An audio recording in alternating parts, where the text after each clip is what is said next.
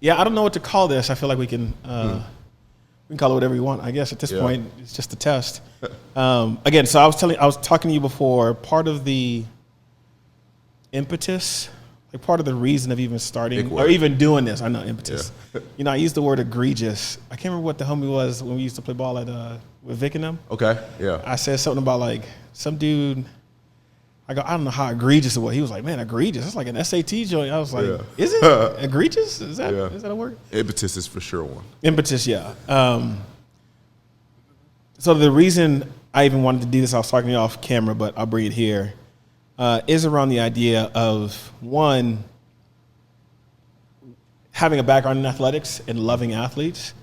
And then two, I got into the music business by accident. A friend of mine started a music company back in 2009. By 2011, I think I was listening to some music. A buddy of mine put me on to a guy named Kristen Gray. And I listened to his music and I was like, man, there really ain't nothing like in the music space. I felt like, period. Like I didn't hear anyone. Obviously, this was the Christian hip hop space at the time. But I didn't hear anyone making music the way this guy was at that time. So he had a song called Even When Evil's With Me. And it was honest. Obviously, there were other issues that happened later down the road, but that led me to introduce him to this guy, Adam, who ended up signing him and took us on this journey in the music business.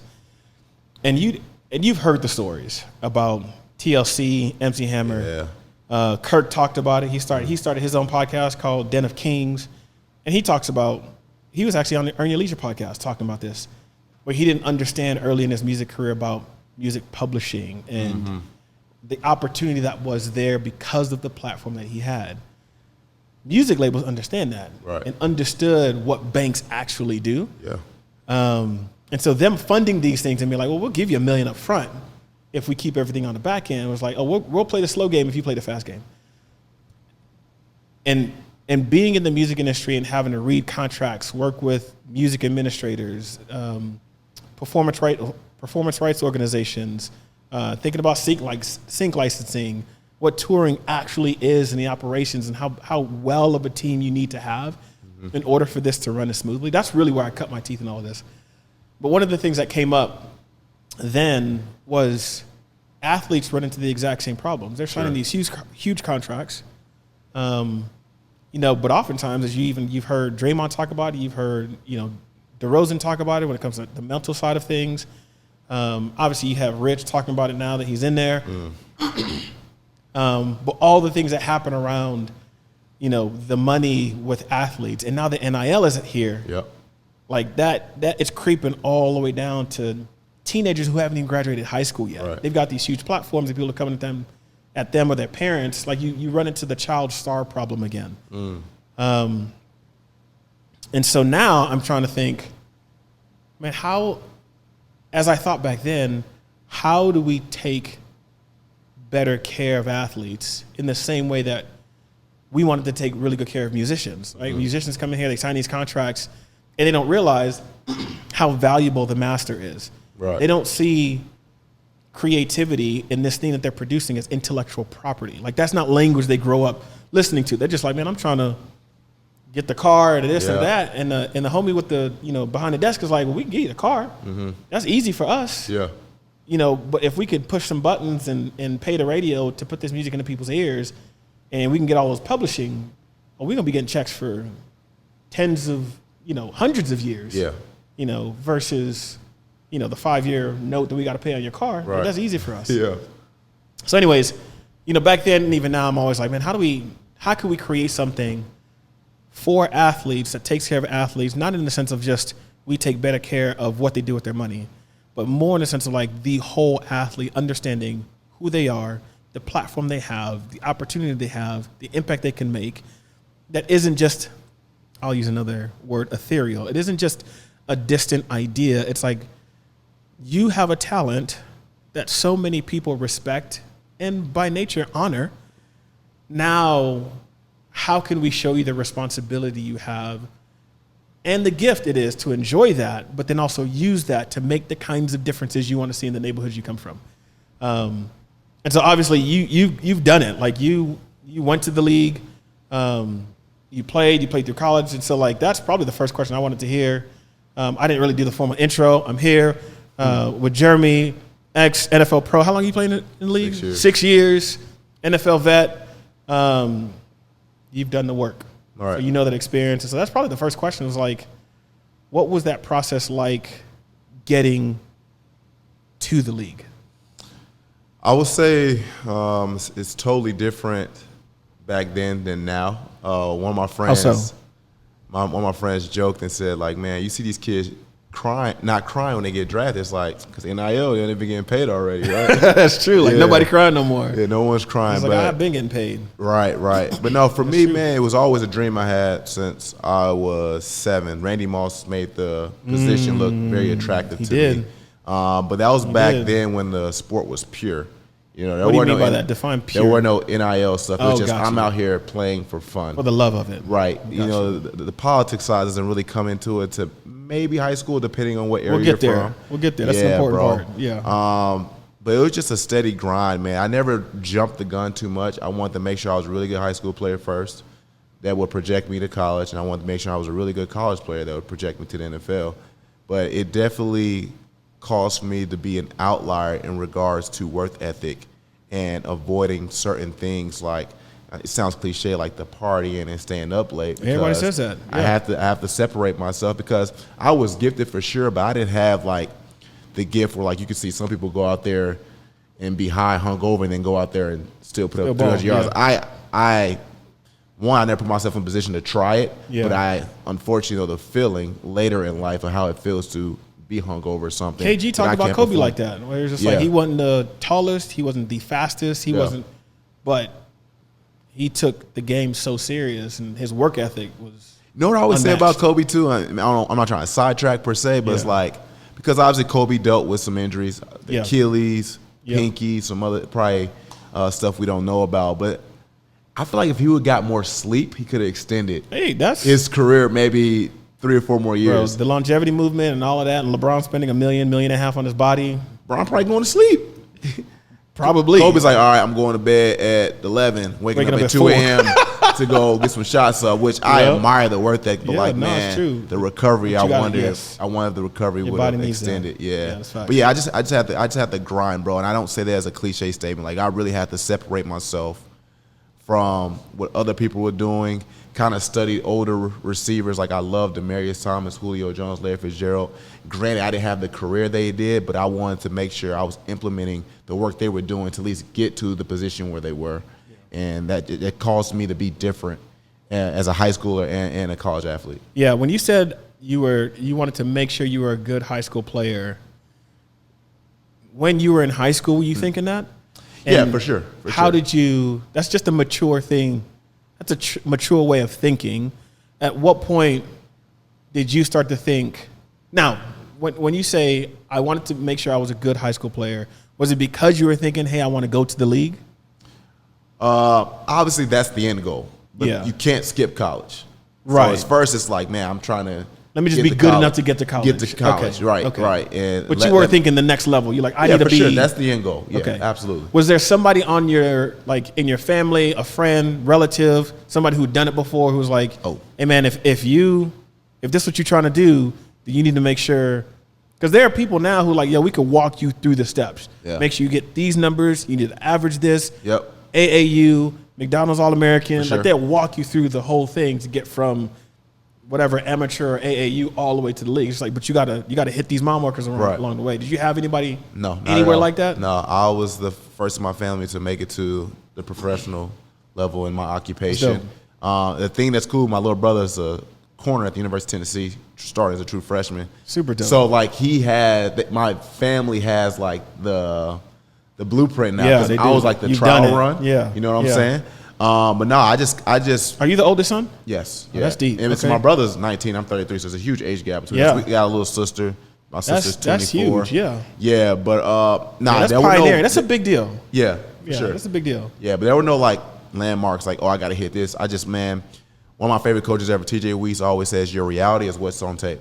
I just want to make sure I put on good tape as much as I can. Say that again. Your reality is what's on tape. Reality is what's on tape, man. So if I was putting good tape out there, wherever the colleges that want to see the reality of my game, we're going to see it, and then offers will come. So then you make it to college. Yep.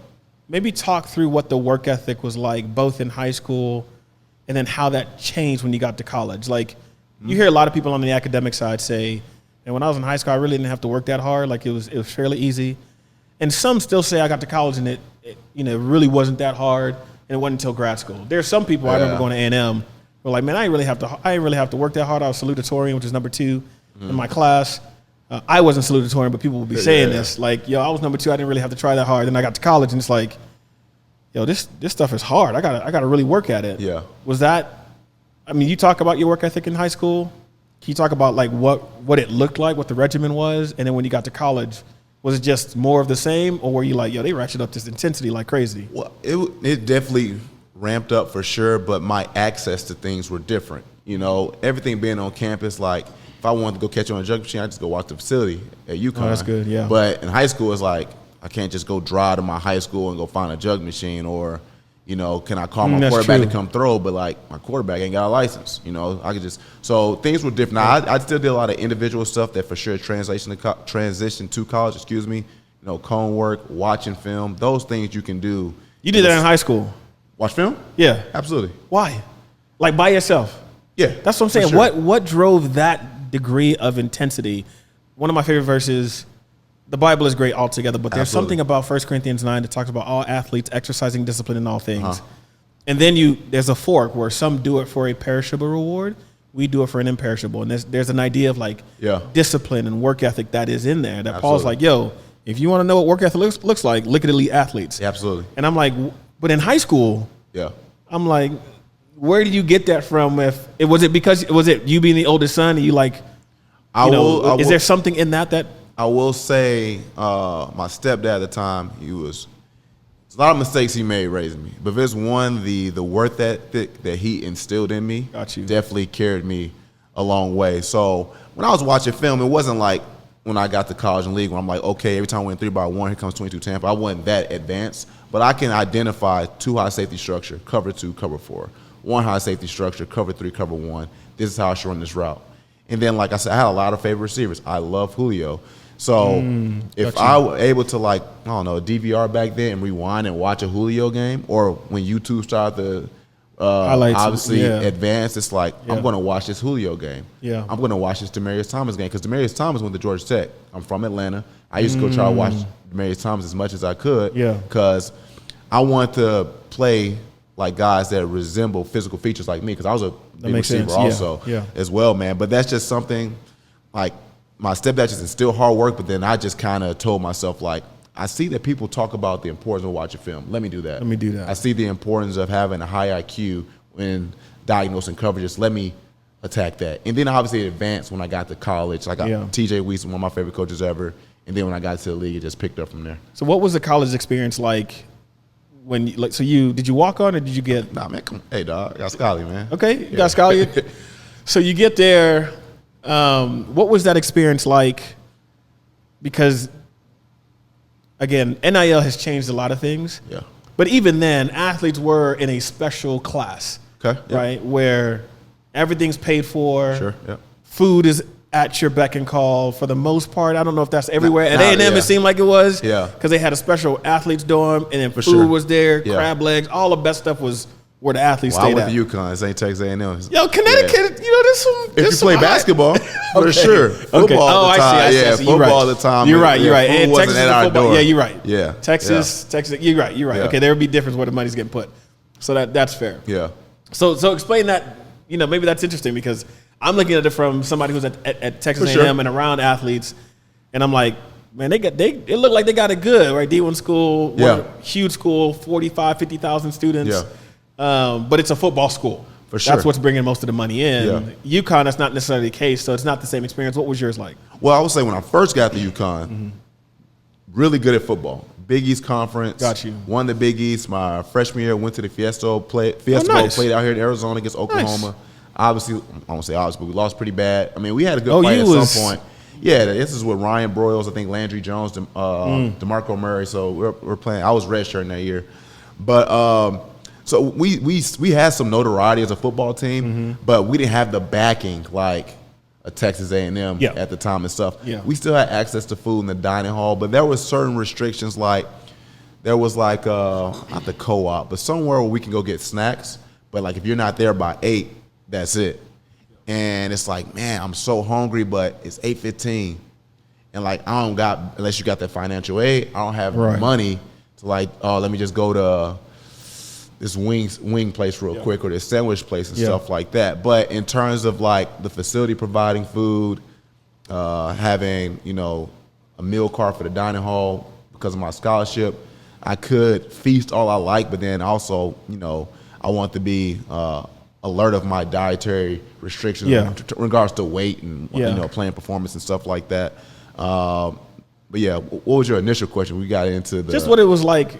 Oh yeah, being at like you. I mean, at the time, in its totality, it was good. Yeah. I ended up going to the league from there, but there was definitely some challenges.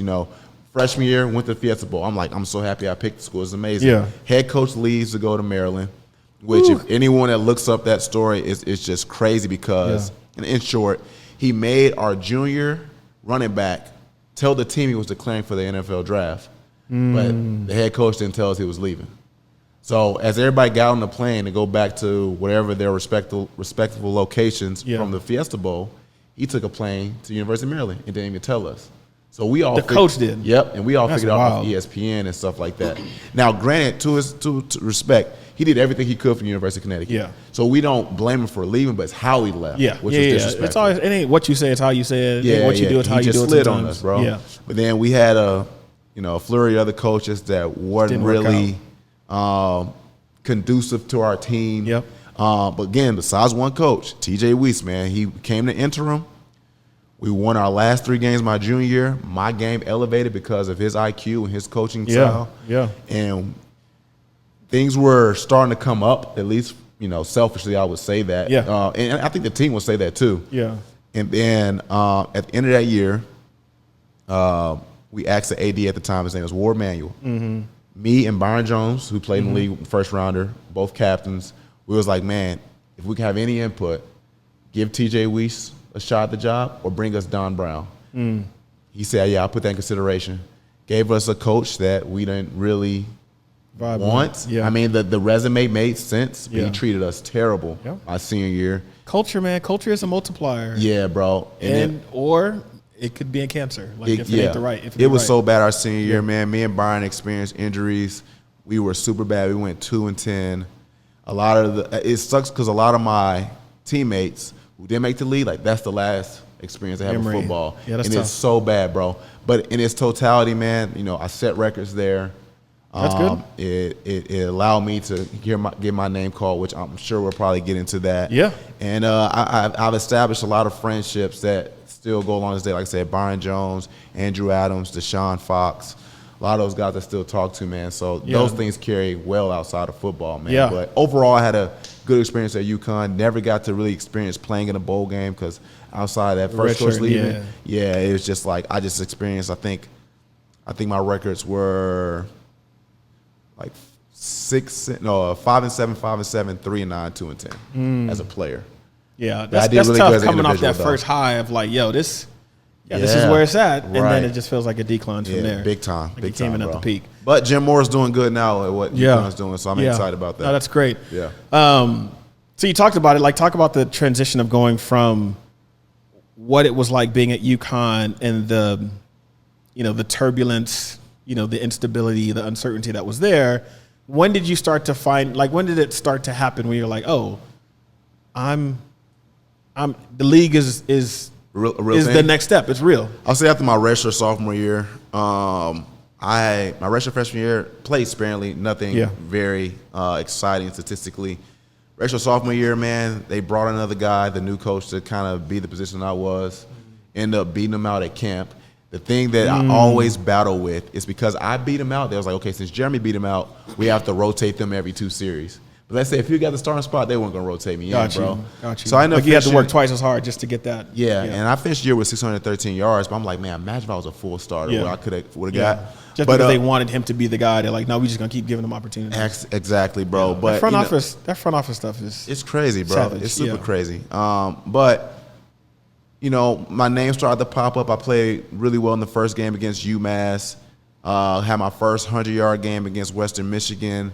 And murmurs just started coming. I mean, I wasn't going to leave early, but murmurs started to happen like, man, like this is a realistic thing. And I wasn't intently looking up my name. You just kind of heard this thing because when you think receivers, you don't think University of Connecticut. So we finally got like a receiver that's kind of established itself, throughout the nation in regards to college football. Yeah. So those murmurs came, and it was definitely encouraging to continue to ascend my game, play harder, work harder, and stuff like that. And that was, again, I keep saying this guy's name, that was without TJ Weeks, my redshirt sophomore year. TJ Weeks came my redshirt junior year, and that's when things really skyrocketed. Got you. So you were already on the climb up. TJ sort of plugged in. Oh my gosh. More intelligence, and you're like, everything. Yo, I am in the Matrix. Like I'm Neo right now. Yeah. And sure, but we can talk about TJ Weeks, bro. But like he's just a huge inspiration in my life currently, still, bro. Oh, dope. And hey, if we continue this, TJ, you can come through. We can figure a thing out. That is my dog, man. He was a coach that, and a lot of coaches say this, but they never walk it out. But he was a coach that treated everyone fair but not equal, which makes totally sense. Like when I think about when I was on the Chargers, I don't get the same equal treatment as Keenan. I should. Yeah. But you should coach me and Keenan fairly. Yeah. Right? And he did that, bro. And just some of the extra, that's a hard thing. That's a mature thing that people don't always understand. It's like, people aren't the same. Yeah. That's just the fact of the matter. And and because of that, you coach people differently. For sure. Right? So it will be fair, but it will be different. Yeah, like I always say, that's a justice idea. If I slip on a route and a true freshman on a route, Coach Weiss is handing it to both of us. Yeah. Respectfully. Yeah. But they're not going to be like, okay, we can't give Geremy these targets. I'm getting targets because I was a different player at the time and stuff, man. Yeah. But his coaching style, just the work ethic he brought out of me, even though I was already working hard, but just enhancing my football IQ, showing me drills that were successful to past people he coached it and implementing into me was like a huge thing. And I became the first 1,000-yard receiver since UConn became an FBS school. And I credit, obviously, the Lord's sovereignty allowed that to happen. But I'm so grateful that he put Coach Weiss in my life to allow that to succeed. That's man. dope. Yeah, you played absolutely. that role. Okay, so that's amazing. So then you make it to the league, and this is really where the meat of the podcast for sure is you're 7 years old. You're like Randy Moss, Julio Jones. Like I want to play like them. Being the oldest son, there's this maturity that's instilled in you. You have it, right? Like your younger brother isn't born yet, right? So it's just you at this time, or my brother's, if he's 9 years, 13, 14 years. I am. My brother's 19. So 14 years younger? Yeah, 14 years younger. So, I mean, like, he was there so when I was until you were in high school, But, like, my brother didn't really understand the magnitude of, like, me playing. Yeah. He probably did, like, maybe my second year in college. My brother's pretty smart. Yeah, but for you, just as the oldest, there's just – I feel like as a high school student, how serious you took the game. Yeah. Again, you're watching film. You're trying to be as intelligent as possible. You're trying to get extra reps. Like all of those things, and you stayed with it, the consistency of that. Yeah. Then you get to the league, and you're doing all that from the love of the game. You're like, I love this game. I want to play it. I love the energy it brings me. People I like displaying my talent. Exactly. It's like I don't need to go to the club, or I don't need to go overseas because I really want to be good at this. I really love this. I love it that much. 100%. Then you get to the league, and a lot of money is introduced, and I'm interested in what was the experience when you realized. And you hear this in interviews all the time. You're like, oh, I had to learn it was a business. Yeah. What was that transition like when something you loved had to also become something commercial? Oh man, bruh. It was frustrating because you're just learning as you go, but you're just seeing certain things like just not make sense. Like, it's like, but I'm better than this guy, but I'm a late round pick. So the GMs want to be right. It's like, Yeah. I can't start my 6th rounder over the 2nd round guy because I have to be right with my pick. Front office. Unless Yeah. something detrimental shows it, and it's like, man, we got to play him. Right.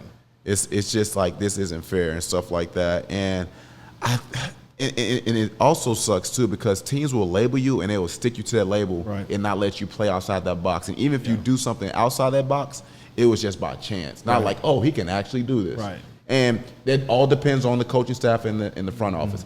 Some players have the ability to play outside that box, and coaches be like, man, you're proving us wrong. Yeah. And I just feel like throughout my career, they never let me play outside that box. I was always what they confined me in, which was just, oh, he's going to be a really good special teams player. Yeah, and it's always tough too because when companies get so big, I have this thing about business, especially the bigger institutions. Right. They're trying to create these big, complicated, complex machines. I think it becomes a problem because everybody that comes into that machine is just a cog inside of it. For sure. And corporations are like this, and you realize like the NFL, the NBA, they're just big corporations, and that's what people learn on the other end. But then when you start to understand like, oh, mental health is a real thing. These are real people. For sure. Athletes aren't machines. It's like, oh, the thing that people need to build aren't machines, it's bodies. And I think that's a much better analogy because bodies have very sophisticated, complex systems. Yeah. You need people to play very specific roles. You hear Bill Belichick being like, yo, do your job. Uh-huh. You know, and again, like you take it back to even what Paul talks about the body. It's like the toe can't say to the eye, I have no use for you or anything like that. For sure. You know, most people, I think the average person, they might here and there, but if they don't play sports, no one knows what an ACL is. Yeah. Right. And they certainly don't know what to say. You know, anterior cruciate ligament. No, people Right. don't know those terms. Right. But you pop it and you can't walk. Right.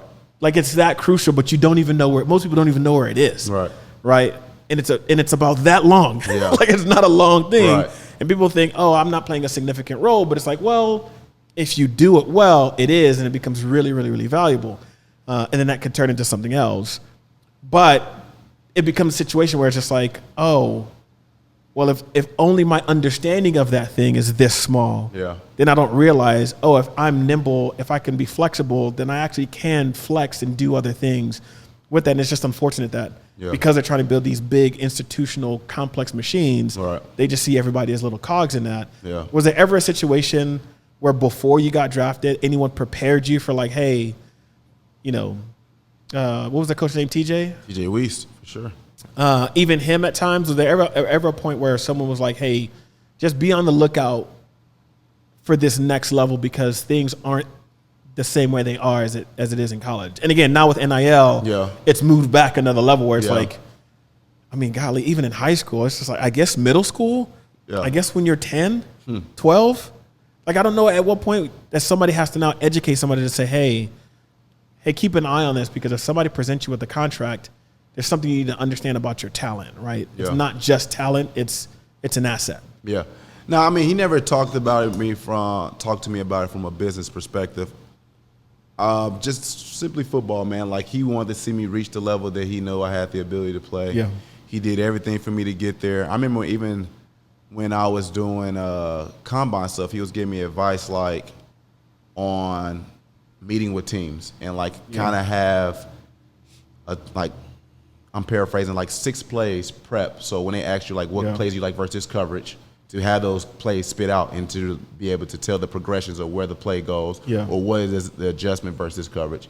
So he gave me advice and all that stuff. But from a business standpoint, you're kind of going in there back then, maybe a little blind. Money comes with it and stuff like that. Yeah. You don't know all the other stuff. But when you get there, there's a player development guy where you start to learn those things. And I would say, honestly, a lot of times I think us rookies have to do a better job being attentive in those moments because sometimes we're just kind of sitting there bored. Yeah. But it's like a lot of us aren't going to be here that long. Like the guys, but those guys aren't. Were those guys personalized, or was it just like, oh, well, here's a big room, and then they kind of giving you a bunch of information that's like it was for rookies. Really new. It was simply for rookies. So let's say my rookie year, maybe it was like 14 people in there. You got your 7 draft picks, and there's some undrafted free agents. So it was, to a degree, it was personalized on us, and obviously contracts are different. You know, you got your first rounder versus 6th round like me, so the way he's talking to me is very different than he talks to the first rounder and stuff like that. So I think as players, we have to be a little bit more attentive and paying attention to those situations. Because like I was saying, out of the 7 guys that were drafted with me, 2 of those guys didn't go further than a year or 2. Got you. And then the rest of us went on to play 6 and plus years and stuff like that. But yeah, they try their best to let us know about, people trying to do you dirty, financial advisors, partying in clubs, women, and stuff like that. And we have a responsibility to receive that and do with what they tell us. What were some things that you wish you would have done? What are some things you would have told yourself back then, knowing what you know now?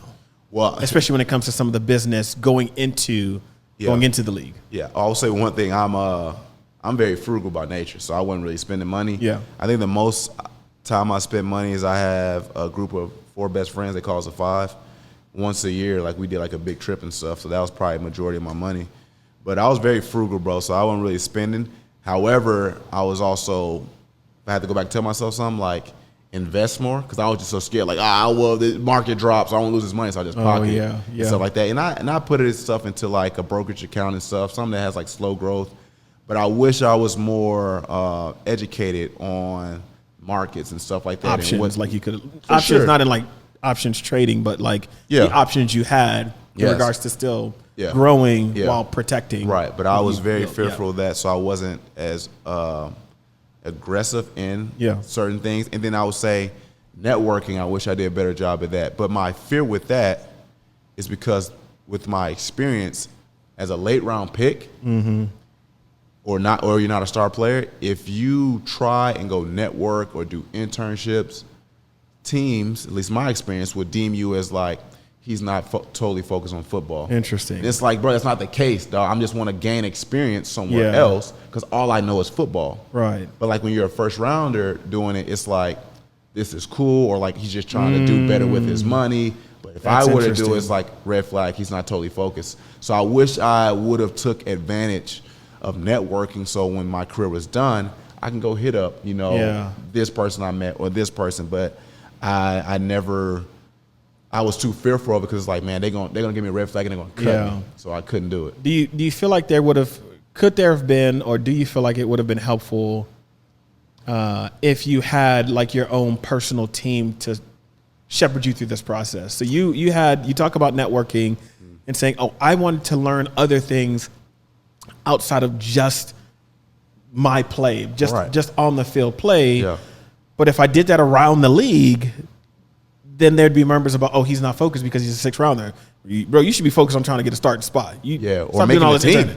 You're right. Yeah. Whereas like first rounders, like, he's locked in. So like, go explore other things because like it's for marketing. He's a first rounder. It's okay. Do you think it would have been helpful had you had people to help you at least think through that, or maybe teach you some of those things to say, hey, here's some options that you might have because of the platform you now have and the experience you're going to have playing in the league? How do you think that would have worked out? I would say with my experience, I had agents, I had financial advisors, but financial advisors just for budgeting, protecting my money. Agents, for marketing and deals and stuff. But from a networking or like, let's see if you would enjoy something like this after football, they didn't. And no shade to any agents that I had, but their priority was to make sure I kept a job, and the agents I had, they did a good job at that.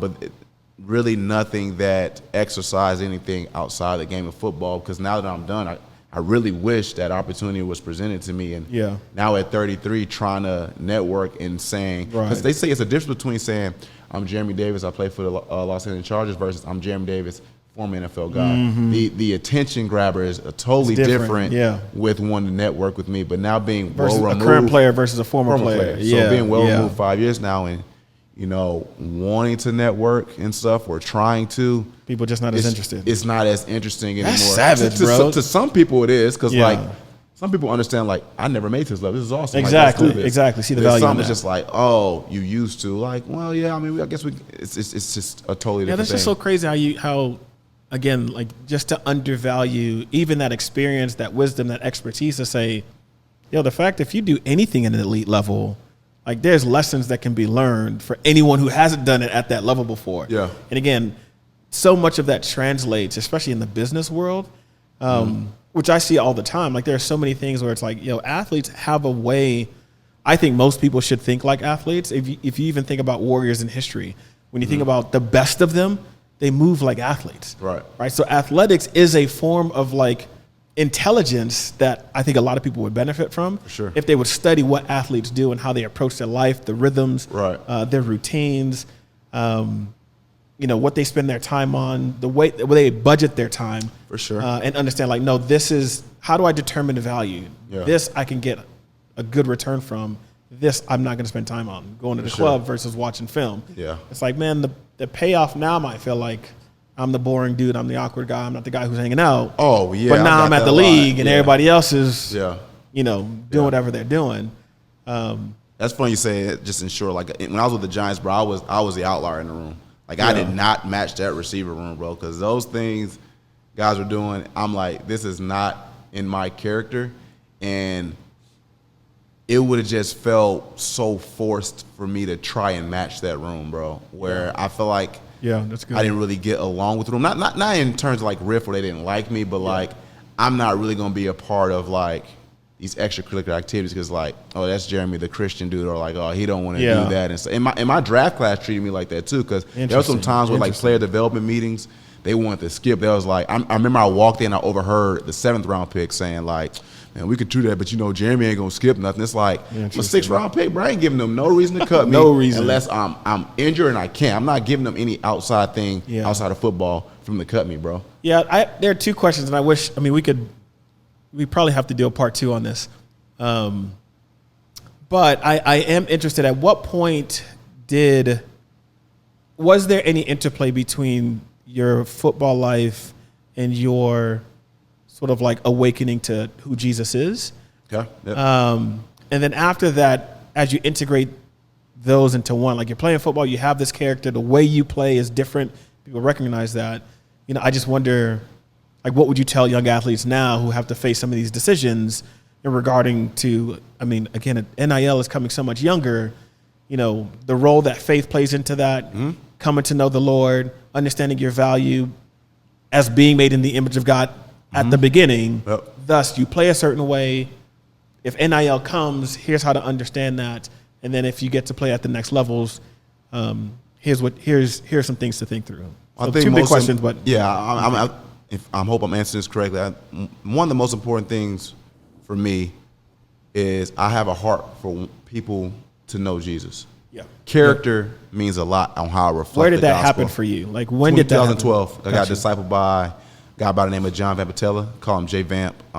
Did a good job discipling me at the student union at the University of Connecticut. Got you. Which is where I fully surrendered. I grew up a believer, but it was so work-based, and that's a whole different conversation. Right. But 2012 was when I fully surrendered. But got it. When I know about the importance of being salt and light and how that has huge implications on maybe a seed being planting or someone's understanding of the gospel, I know I have to resemble that, and that's the pressure that I'm going to take. And when you talk about intertwining that into my, like how it affected your gameplay and your work ethic and a lot of things, bro. I think it's in James 1:7 when it talks about how every perfect gift and every good gift comes from heaven above. And like he gave me a gift to play the game of football. Yeah, that's good. And I don't want to abuse the gift that he's given me by infiltrating my body with drugs, alcohol, and it's like the parable of the talent. It's like you've been given a measure of value. Go multiply that. Yes, if I got 5, 3, or 1, right? Yeah. And now, that's not to say I did anything perfectly in the league. No. I had off season. I had some other outside factors that happened in college, which made me I didn't lose my salvation, anybody, but my character wasn't reflecting that. But I had conviction in my heart. But ultimately, man, like I don't want to abuse the skill set that the Lord's given me. And it's a cliche, obviously, in sports ministry. But when we look at Colossians 3:23, and it says, "Whatever you do, work wholeheartedly for the Lord, not for men." I wanted to make sure that I continue to work for the Lord, because the peace I can get from that is no matter if I play good or bad, the Lord's going to love me unconditionally. As opposed to GMs, coaches, friends. My relationship with them is based on the condition of how I play. Based on the performance, And to a degree, I do understand. If I'm not playing good, I deserve to be cut. But I will say there's less grace given to a late rounder undrafted guy than a first rounder. So I am forced to play a little bit more in a perfectionist mindset. All the more conscious about that. Yeah, but I want to make sure that I was playing for the Lord each time. And some days that was hard because you hear the vocal voice of man saying you're not good, that's bad, and you're trying to really reflect and allow what the gospel says about my identity and who I am as a player and as a person really take hold of that. Because I really tried to walk out. I know there's context in Scripture, so I'm not trying to abuse that. For sure. But we look at Exodus 14:14. It says, the Lord will fight for you. All you got to do is stay silent. I'm just like, fight for me, please, bro, because the way coaches are talking to me and certain players, it's like, I can only turn the cheek so many times, dog. I can only do it because, to these coaches too, if we were at a restaurant, you wouldn't talk to me like that, bro. You would not talk to me like, and for me, I know you wouldn't disrespect me like that. Right, That's what I know the difference between you're coaching me hard versus you're disrespecting me as a man. I can take critique as a player, like that was a bad route. You're right, that was a bad route, and you're chastising me for that. I understand. But if you're starting to say something outside the game of football, it's like, bro, all right, dog, like you're tripping. Be careful. You're tripping. But ultimately, I just wanted to make sure I'm ultimately playing for the Lord. I wanted to make sure I wasn't abusing the gift that He's given me, and I wanted my character to reflect the gospel again. That Jesus is attracted by the way I am walking this thing out. Yeah, that's good. So what would you tell young athletes now since, again, NIL's coming, they're getting contracts, their parents are getting contracts. What would be, again, maybe if you could, it's hard, but if you could boil it down to one thing to help them sort of like navigate that path, what do you think is the best advice you'd give them? Oh, man, I don't want to say be cheap like me. It sounds boring. Yeah, don't fall in love with money. That's a good one. But that is indeed true. But I would say, man, we gotta all money ain't good money. Denzel said that. Yeah, we gotta put ourselves in rooms where we're forced to be educated. Because if I say just go look up information yourself, like, and you can create those rooms now. Yes, like there are people that you can bring around you to say, hey, help me make a good decision here. Yeah, right. And you don't always. We could talk through that more later, but you have options now to sort of create those rooms. That's good. And I would say, in a certain degree, treat meeting this team you're creating like dating. Like meet them first. Yes. Talk to them. See what their heart is, what their mindset is. Make sure you're ask aligned. About this is kind of dangerous in dating, but ask about their past. Like, how would you manage this guy's money? Yeah. How would you do this and that? And see if you think that's going to be fruitful for how you do things. Because like we don't know at the time, especially now, high school, you don't know how to manage money at all. That's facts. We want to make sure that this money can exceed way beyond when we're done playing sport. That's facts. And stuff like that. So I would say force yourself to create these rooms where you have to be educated in order to understand stuff. Because like I said, if you try I'm just look up some YouTube videos, I can start to just look off and not really be attentive. But if you force me in a room where I'm forced to lock in, I think that is something wise each person should do. And also understand, like, as a player, if you have the heart to help out your family, do that. But it's not your responsibility to raise your family. It's not your responsibility. That's a good one. But the money is yours. Steward it well. And obviously, if you have the heart to, and you're in a position to, go buy your mama a house or go take her out to dinner, fly her out for games. But we don't have the responsibility to take care of our parents. They raised us, and then it's our responsibility to raise our kids and what's next. But if you have the heart, do something for your parents. Because I know I love my mom like crazy. And my mom would never put me in a position where I have to raise her. But I know because of some family stuff where I kind of had to. You don't want to be in that position. That's good. Hey, man. Appreciate you. Appreciate absolutely, the time. Dog. It was fun, dog. Yeah, we'll do a part 2 for sure. Yeah, absolutely, man.